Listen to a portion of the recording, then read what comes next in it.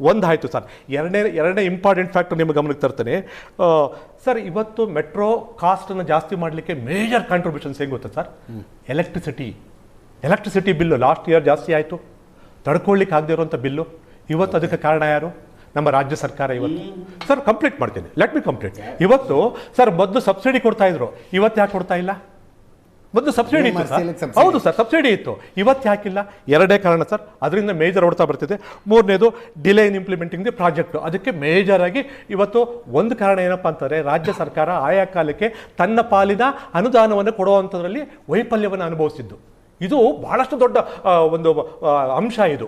ಮತ್ತೆ ನಿಮಗೆ ಇನ್ನೊಂದು ಮೂರನೇ ಒಂದು ಅತಿ ಮುಖ್ಯವಾದ ಅಂಶ ಅಂದರೆ ಸರ್, ಇವತ್ತೇನಾಗಿದೆ, ನಮಗೆ ಈ ಸರ್ಕಾರ ಬಂತು ಸರ್, ಈಗ 2 ವರ್ಷ ಆಗಿದೆ ಅಂತ ಇಟ್ಕೊಳ್ಳೋಣ.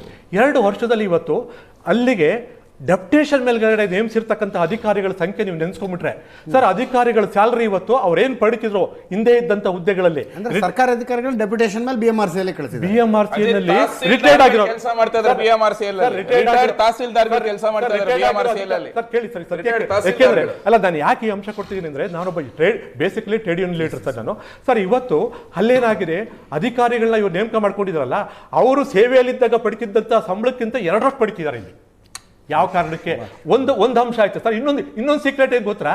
ಆ ಎಲ್ಲ ಅಧಿಕಾರಿಗಳಿಗೆ, ರಿಟೈರ್ಡ್ ಆಗಿರೋ ಅಧಿಕಾರಿಗಳಿಗೆ ನಮ್ಮ ದೇಶದ ಯಾವುದೇ ರಾಜ್ಯದಲ್ಲಿ ಬಡ್ತಿ ಕೊಡೋಲ್ಲ, ಆದರೆ ನಮ್ಮ ರಾಜ್ಯದಲ್ಲಿ 3 ಬಡ್ತಿ ಕೊಟ್ಟಿದ್ದಾರೆ. ಈ ಸೀಕ್ರೆಟ್ ಕೇಳಿ ಸರ್ ನೀವು. ದುಂದುವೆಚ್ಚ ಹೇಗಾಗ್ತಿದೆ? ಪೊಲಿಟಿಕಲ್ ಕಂಪಲ್ಷನ್ಸ್ ಇದೆಯಲ್ಲ, ಕಂಪಲ್ಷನ್ಸ್ ಅಲ್ಲ, ಪೊಲಿಟಿಕಲ್ ನೆಸಿಟಿ ಇವತ್ತು ಯಾವ ಪಕ್ಷಕ್ಕಿದೆ? ಸೊ ಇದು ಆ ಸಂಸ್ಥೆನ ಕಿತ್ಕೊಂಡು ತಿಂತಾ ಇದೆ ಸರ್. ಇದು ಅನಾವಶ್ಯಕವಾದ ದುಂದುವೆಚ್ಚ ಸರ್. ಈ ದುಂದುವೆಚ್ಚವನ್ನ ಈ 2 ವರ್ಷದಲ್ಲಿ 3 2 3 ಅಧಿಕಾರಿಗಳು ತಿಂದು ತೇಗ್ತಾ ಇದ್ದಾರೆ. ಯಾಕೆ ಅವ್ರನ್ನ ತಗೋತೀವಿ? ಒಂದು ಸೀಕ್ರೆಟ್ ಹೇಳ್ತೀನಿ ಸರ್. ಇವತ್ತು ಬಹಳಷ್ಟು ನೇರವಾಗಿ ನಿಮಗೆ ಒಪ್ಕೊಂತಾ ಇದ್ದೀನಿ ಇದನ್ನ. ಯಾಕೆ ಅಂತಂದ್ರೆ, ಅಲ್ಲಿರ್ತಕ್ಕಂತಹ ಒಂದು ಕಾಯಂ ಅಧಿಕಾರಿ ಏನ್ ಮಾಡ್ತಾನೆ, ಯಾವುದೇ ಕಾರಣಕ್ಕೂ ಒಂದು ಸಂಸ್ಥೆಗೆ ವಿರುದ್ಧವಾಗಿರ್ತಕ್ಕಂಥ ನಿರ್ಣಯವನ್ನ ತಗೊಳ್ಳೋಕೆ ಇನ್ನು ಮುಂದೆ ನೋಡ್ತಾನೆ, ಯಾಕೆಂದ್ರೆ ಅವ್ನ ಸರ್ವಿಸ್ ಇನ್ನೂ ಇರುತ್ತೆ. ಆದ್ರೆ ಇವತ್ತು ಬಂದಿರ್ತಾನಲ್ಲ, ಕಾಂಟ್ರಾಕ್ಟ್ ಬೇಸಿಸ್ ಮೇಲೆ ತಗೊಂಡಿರ್ತೀವಲ್ಲ, ಗುತ್ತಿಗೆ ಆಧಾರದ ಮೇಲೆ, ಅವನಿಗೇನು ಇವತ್ತು ಇರ್ತಾನೆ, ನಾಳೆ ಹೋಗ್ತಾನೆ. ಆತನಿಗೆ ಆ ಬಾಧ್ಯತೆಗಳೇನು ಇರೋಲ್ಲ. ಇವರು ಮನಸೋ ಇಚ್ಛೆಗೆ ಈ ಅಧಿಕಾರಿ ಆಡಳಿತ ವರ್ಗ ಮತ್ತು ಸರ್ಕಾರಕ್ಕೆ ಮನಸೋ ಇಚ್ಛೆಗೆ ತಕ್ಕಾಗಿ ಇವ್ರು ನಡ್ಕೊಂತಾ ಇರ್ತಾನೆ. ಅವನ ಕೈಯಲ್ಲಿ ರಿಪೋರ್ಟ್ಗಳು ಮಾಡ್ಸವ್ರೆ, ಅವ್ರಗಳ ಕೈಯಲ್ಲಿ ರಿಪೋರ್ಟ್ ಮಾಡ್ತಿದ್ದಾರೆ ಸರ್. ಇವತ್ತು ಆ ಸಂಸ್ಥೆಯಲ್ಲಿ 30% ಎಕ್ಸ್ಪೆಂಡಿಚರ್ನ ತಿಂತಿರೋದು ಈ ಒಂದು ಎರವಲು ಸೇವೆ ಅಧಿಕಾರಿಗಳು, ಡೆಪ್ಟೇಷನಿಸ್ಟ್ ಅಂತ ಯಾರು ಕರಿತಿದೀವಲ್ಲ, ಇವರು ಗುತ್ತಿಗೆ ಆಧಾರದ ಮೇಲೆ ನೇಮಕ ಮಾಡ್ಕೊಂಡು ಸರ್. ಸರ್ಕಾರ ಒಂದ್ ಕಡೆ ಆದೇಶ ಹಾಕಿದ್ರೆ, ಸನ್ಮಾನ್ಯ ಸಿದ್ದರಾಮಯ್ಯವರು ಕಳೆದ ವರ್ಷ ಒಂದು ಆದೇಶ. BMRC ಒಂದು ಸ್ವಾಯತ್ತ ಸಂಸ್ಥೆ ಅಂತ ಅನ್ಕಣ್ಣಪ್ಪ ಸರ್. ಇಲ್ಲ ಸರ್, ಸರ್ಕಾರ ಯಾವುದು ಸರ್ 2 ವರ್ಷದಲ್ಲಿ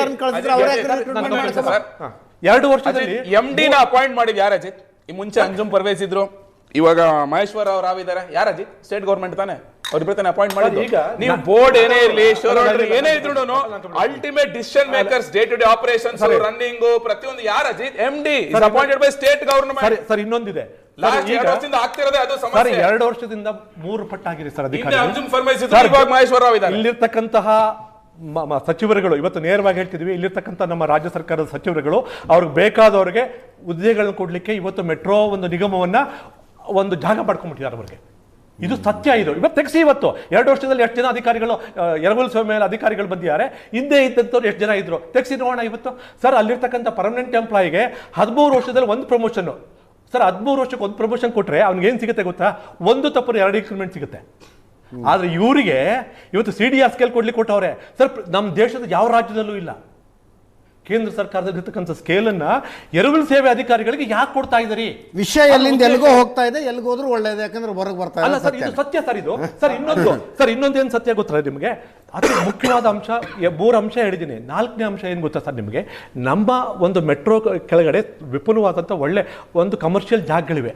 ಅದನ್ನ ಆದಾಯದ ಮೂಲವಾಗಿ ಪರಿವರ್ತನೆ ಮಾಡಲಿಕ್ಕೆ ಈ ಮೆಟ್ರೋ ಕಾರ್ಪೊರೇಷನ್ ಫೇಲ್ಯೂರ್ ಆಯಿತು. ಸರ್ಕಾರ ಮತ್ತು ಮೆಟ್ರೋ ಕಾರ್ಪೊರೇಷನ್ ಫೇಲ್ಯೂರ್ ಆಗಿದ್ದು ಅಲ್ಲಿ.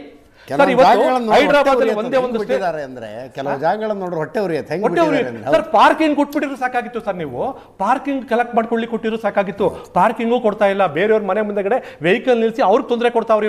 ಅದನ್ನು ಸಹ ನಮ್ಮ ಬೆಂಗಳೂರು ಜನತೆ ಸಹಿಸ್ತಾವ್ರೆ ಸರ್. ಬೆಂಗಳೂರು ಮಹಾಜನತೆ ಎಷ್ಟು ತ್ಯಾಗ ಮಾಡವ್ರೆ ಮೆಟ್ರೋಗೋಸ್ಕರ ಅಂತಂದ್ರೆ, ಅಲ್ಲಿರ್ತಕ್ಕಂಥ ಅಧಿಕಾರಿಗೆ ನಾಚಿಕೆ ಆಗ್ಬೇಕು ಆ ಮಾತುಗಳನ್ನ ಹೇಳಲಿಕ್ಕೆ. ಎಷ್ಟು ದುರಂಕಾರದಿಂದ, ಬೇಜವಾಬ್ದಾರಿಯಿಂದ ಉತ್ತರ ಕೊಡ್ತಾರೆ ಬೆಂಗಳೂರು ಜನತೆಗೆ. ಯಾವ ಜವಾಬ್ದಾರಿಯಿಂದ 105% ಹೆಂಗ್ ರೆಕಮೆಂಡ್ ಮಾಡ್ತಾ ಇತ್ತಾ? ಯಾರು ಸರ್ ಇತ್ತಿಗೆ ಅಧಿಕಾರ ಕೊಟ್ಟವ್ರು? ಇದ್ದರಿಗೆ ಇವನ್ ಸರ್ಕಾರದ ಅಧಿಕಾರಿ ಅಲ್ವಾ? ರಾಜ್ಯ ಸರ್ಕಾರದ ಅಧಿಕಾರಿ ಅಲ್ವಾ? ಇವ್ರು ಮಾತನಾಡಬೇಕಾದ್ರೆ ಬಹಳಷ್ಟು ತಾಳ್ಮೆಯಿಂದ ಮಾತಾಡಬೇಕು, ಸಂಯಮದಿಂದ ಮಾತಾಡಬೇಕು, ಜವಾಬ್ದಾರಿಯಿಂದ ಮಾತಾಡಬೇಕು. 105% ಕಳ್ಸ್ಕೊಡ್ಬೇಕಾದ್ರೆ ಹೇಗೆ ಕಳ್ಸ್ಕೊಟ್ಟ ಆಯ್ತಾ ಯಾವೊಂದು ಆಧಾರದ ಮೇಲೆ ಕಳ್ಸ್ಕೊಟ್ಟ? ಅದೇ 17 ಮಾಡ್ಬೇಕಾದ್ರೆ ಏನೊಂದು ಇರಲಿಲ್ಲ, 15% ಏಕಾಏಕಿ ಮಾಡಿದ್ರೆ ಕ್ಲಾಸ್ 37 ಯಾಕೆ ಅವತ್ತು ಅಟ್ರಾಕ್ಟ್ ಆಗಲಿಲ್ಲ ಅವತ್ತು? ಇದನ್ನ ಯಾಕೆ ಹೇಳೋದಿಲ್ಲ ಎಲ್ಲರ ಮುಂದೆ ನೀವು ಸತ್ಯನಾ ಸರ್? ಇದಾಯಿತು ಸರ್.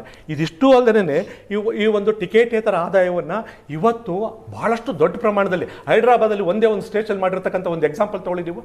ಎಷ್ಟು ಮಟ್ಟಿಗೆ ಆದಾಯವನ್ನು ತರ್ತಾವಲ್ಲ ಅದರಲ್ಲಿ, ಅದನ್ನು ನಮ್ಮ ಬೆಂಗಳೂರಲ್ಲಿ ಎಲ್ಲ ಜಾಗದಲ್ಲೂ ಮಾಡ್ಬೋದಲ್ಲ ಸರ್. ಅದೊಂದು ಮಾಡಿದರೆ ಸರ್, ಇವತ್ತು ಇನ್ನೊಂದು ಬಹಳಷ್ಟು ದೊಡ್ಡ ಫೇಲ್ಯೂರು ಸರ್ಕಾರ ಮತ್ತು ಮೆಟ್ರೋ ಕಾರ್ಪೊರೇಷನ್ ಎಲ್ಲಿ ಫೇಲ್ಯೂರ್ ಆಯಿತು ಅಂತಂದರೆ, ಅಲ್ಲಿರ್ತಕ್ಕಂತಹ ಒಂದು ನೌಕರರ ಒಕ್ಕೂಟದ ಒಬ್ಬ ಅಧ್ಯಕ್ಷರು ಹೇಳ್ತಾರೆ, ಸರ್ ಇವತ್ತಿನ ದಿವಸ ನಾವೇನಾದ್ರು ಎರವಲ್ ಸೇವೆ ಅಧಿಕಾರಿಗಳು ಮತ್ತು ಇನ್ನಿತರ ದುಂದು ವೆಚ್ಚಗಳನ್ನು ನಿಲ್ಲಿಸ್ಬಿಟ್ರೆ ಎಷ್ಟೋ ಕೋಟಿಗಳನ್ನು ಸಂಸ್ಥೆಗೆ ಉಳಿಸ್ಬೋದು, ದಯವಿಟ್ಟು ಪ್ರೈಸ್ ರೈಸ್ ಮಾಡಬೇಡಿ. ನಾವಲ್ಲ ಸರ್ ಹೇಳಿದ್ದನ್ನು, ಅಲ್ಲಿರ್ತಕ್ಕಂತಹ ಮೆಟ್ರೋ ಸಂಸ್ಥೆಯ ನೌಕರರ ಸಂಘದ ಅಧ್ಯಕ್ಷರು ಹೇಳ್ತಾರೆ. ಸರ್ ಅವ್ರನ್ನ ಕರೆದು ಯಾರು ಒಬ್ರು ಮಾತಾಡಿದ್ರು ಸರ್, ಸರ್ಕಾರ ಕರೆದು ಮಾತಾಡ್ತಾ, ಹೌದಪ್ಪ ಕಾಸ್ಟ್ ಫ್ಯಾಕ್ಟರ್ ರೆಡ್ಯೂಸ್ ಆಗೋದ್ರ ಬಗ್ಗೆ ಸಜೆಷನ್ಸ್ ಕೊಡ್ತಿದ್ಯಾ, ಬಾ ನಿನ್ನ ಜೊತೆ ಮಾತಾಡ್ತೀನಿ. MD ಕರೆದು ಮಾತಾಡೋರು ಅವರು ಸರ್. ಆ ಅಧ್ಯಕ್ಷರಿಗೆ ಕಿರುಕುಳ ಕೊಡ್ತಾವ್ರೆ ಇವತ್ತು. ಆ ಅಧ್ಯಕ್ಷ ಸತ್ಯ ಮಾತಾಡಿದ್ದಕ್ಕೆ ಆತನಿಗೆ ಕಿರುಕುಳ ಕೊಡ್ತಾವ್ರೆ ಹೊರತು ಆತನಿಗೆ ಬೆಂತಟ್ಟವ್ರು ಯಾರು ತೋರಿಸಿರೋಣ ಹೋಗ್ಲಿ. ಅಯ್ಯಪ್ಪ ಕೊಡೋ ಸಜೆಷನ್ಸ್ನ ನೌಕರರ ಒಂದು ಒಕ್ಕೂಟದ ಅಧ್ಯಕ್ಷನ ಕರೆದು ನೀವೇನು ಸಜೆಷನ್ಸ್ ಕೊಡ್ತೀರಿ, ಎಲ್ಲಿ ನಾವು ಕಾಸ್ಟ್ ಫ್ಯಾಕ್ಟರ್ಗೆ ರೆಡ್ಯೂಸ್ ಮಾಡ್ಬೋದು, ಒಂದು ಸಲ ನೀವು ಕೇಳುವಂಥ ಜವಾಬ್ದಾರಿ ಈ MDಗೆ ಇರ್ಲಿಲ್ವ ಇವತ್ತು, ಸರ್ಕಾರಕ್ಕೆ ಇರ್ಲಿಲ್ವ ಇವತ್ತು? ಬಂದೆ ನಂಗೆ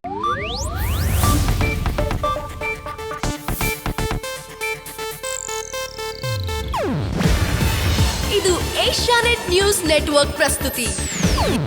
ನೀವು ನೋಡ್ತಿದ್ದೀರಾ ಏಷ್ಯಾನೆಟ್ ಸುವರ್ಣ ನ್ಯೂಸ್.